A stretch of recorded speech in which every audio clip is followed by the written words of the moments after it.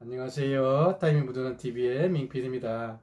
오늘은 딱 내가 원하는 방만 보고 내가 원하는 방을 1시간 만에 구하는 방법을 설명해 보겠습니다. 지난 수요일에 오신 분은 200에 관리비 포함해서 30만 원으로 지상층 신림역세권에 5평 이상을 구하는 분이 있었는데요. 제가 30분 만에 방 3개를 현장 답사하고 바로 계약했으니까 딱 1시간 걸렸습니다.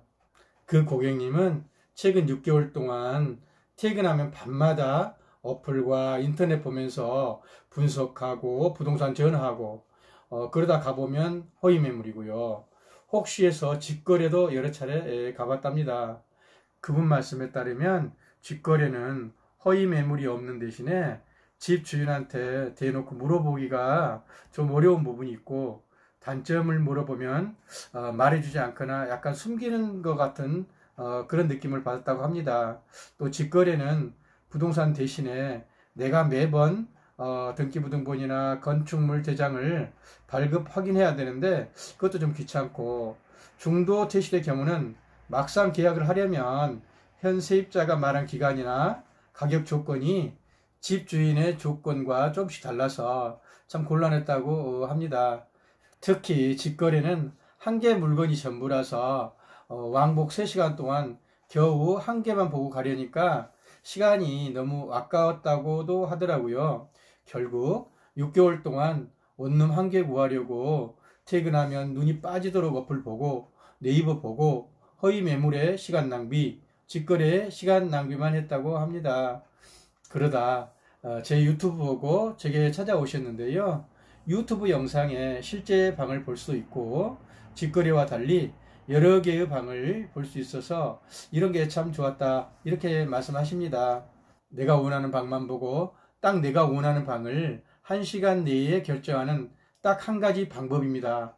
뭘까요? 원룸은 가, 위, 면, 즉 가격, 위치, 면적입니다. 부동산에 가시면 내가 원하는 가격과 위치, 면적을 말씀하시고 이 3가지 조건에 맞는 방만 보여달라고 하시면 됩니다. 그 순간 나는 이미 내가 원하는 방을 구한 것과 마찬가지입니다. 가, 위, 면, 가격, 위치, 면적이 내 조건에 맞지도 않는 엉뚱한 방을 보시면 황금고다, 귀한 시간 낭비, 에너지 낭비이고 눈만 버립니다. 내가 원하는 가격과 차이가 너무 크거나 위치가 너무 멀거나 면적이 너무 좁다면 바로 짧게 안녕히 계십시오 하시고 부동산 문을 힘차게 열고 나오면 됩니다. 긴 말하면 깊은 빡침이 출발합니다. 우선 가격은 자본주의의 모든 상품의 수요 탄력성이 압도적으로 큽니다. 내 예산의 범위 내에서 가격을 먼저 책정하고 부동산에 가서는 그 가격을 약간 웃도는 가격의 매물을 보여달라고 하십시오. 500에 40 정도의 방을 원하면 500에 40 또는 45 정도 또는 50 정도의 방을 구한다고 하시면 됩니다. 그래야 가격 대비 방의 퀄리티를 판단할 수 있고, 마음에 드는 방이 가격이 높으면 가격 내고를 부탁하시는 것이 최고의 요령입니다. 가격을 적게 말해야 한다는 분도 계시는데요. 이것은 원룸 현업 현장을 잘 모르시거나 해당 가격에 좋은 매물이 적거나 실력 없는 부동산일 가능성이 매우 높습니다. 실력 있는 부동산을 만나면 내가 제시한 가격보다 약간 더 비싼 방을 보여주고 내가 원하는 가격대로 최대한 근접하도록 내고해 드릴 것입니다. 40짜리 방을 40에 계약해 주는 것은 해당 지역의 초보 중개사도 할 수 있는 쉬운 일이지만 40 이상의 방을 40에 내고해 주는 부동산은 신뢰와 실력이 있어야 합니다. 가, 위, 면의 두 번째 위치도 중요합니다. 넓게는 전철 2호선 라인이라든가 신대방역에서 낙성대까지 사이라든가 더 앞쪽에서는 신림역 주변이라든가 이렇게 대략적인 위치를 정하시고 신림역 근처를 원하시면 신림역 근처 부동산을 찾으시고 서울대 입구역 근처의 원룸을 원하시면 그 근처의 부동산을 찾으시기 바랍니다. 내가 구하고자 하는 지역의 원룸은 해당 지역의 부동산이 제일 많이 그리고 제일 잘합니다. 이사 후에도 에어컨이 고장나거나 불편사항이 있으면 중개사의 AS도 받기 쉽고 특히 중도 퇴실시는 발벗고 나서줄 겁니다. 하지만 신림역 근처 원룸을 봉천역 근처 부동산에서 구하면 거주할 때는 물론 중도 퇴실시에도 현실적으로 도움을 받기가 좀 어렵습니다. 이런 말 하면 부동산들이 싫어하지만 부동산 현업, 현장의 한가운데 있는 저 민피들은 신림역 원룸을 멀리 서울대 입구역이나 심지어 동작구에 있는 부동산에서 계약한 후에 중도 퇴실 시 전혀 도움을 받지 못하고 속타는 분들이 매일 저를 찾아옵니다. 가유의면허 세 번째 면적입니다. 2020년 8월 20일 부동산 광고법이 강화된 이후 가장 많은 허위, 과대 광고를 차지하는 것 중에 하나가 원룸의 경우 과대 면적 표시입니다. 면적은 전용 면적과 공급 면적으로 크게 나눌 수 있는데요. 전용 면적 기준 신림역 신축급 원룸이 17제곱 약 5평인데요.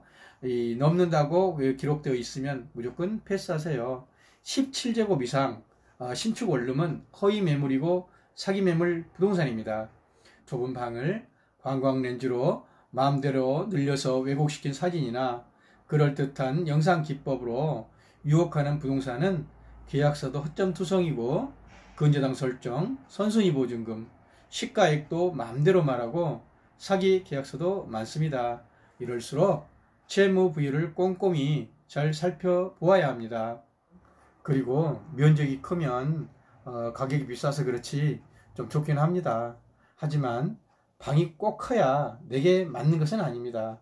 서브방으로 짐이 적거나 집에 들어온 날이 적어서 주로 잠만 자는 방을 찾는다면 방은 약간 적지만 착한 가격에 모텔급의 쾌적한 원룸도 많습니다. 나아가 가격, 위치, 면적, 가유의면의 세 조건에 맞는 원룸 중에서 내 용도나 개인 취향을 결합시켜 보십시오.